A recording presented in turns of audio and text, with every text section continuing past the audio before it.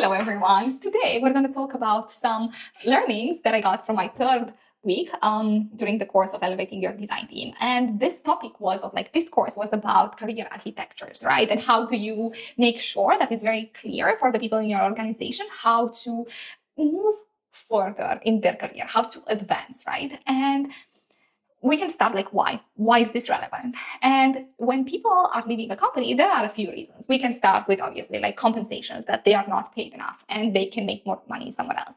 But also there are different reasons, like poor leadership management. They do not get along with their manager, or that it's not working on that line. Then lack of career path and growth opportunities.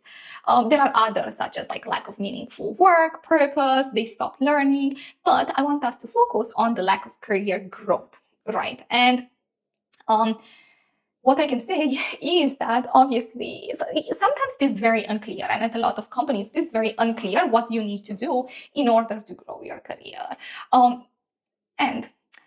If we look, I can say from experience and in the companies that I work, obviously there are different companies that move faster and others that move slower. There are companies where you have your manager for years, right? So you get to build a relationship, you get to work together on your growth. But there are also companies where your manager is changing every 6 months, right? So you do not get once you get used to someone and you start working on the plan to advance, someone else comes in the picture and you have to do this again. So this can be very, very frustrating, right? And I've seen this play out in real life, and I can understand the frustration and what these people are going through. That's why you kind of need to make the career architecture very self-serve, so people know where they are, what are the steps forward, what are the paths they can take, and also what is expected from them in order to move to the next step. When we talk about paths, we have two paths. In the past, it was if you wanted to advance in your career, you could go only on the manager track. But now we see that there are more higher roles, also as an an expert, but on the individual contributor track.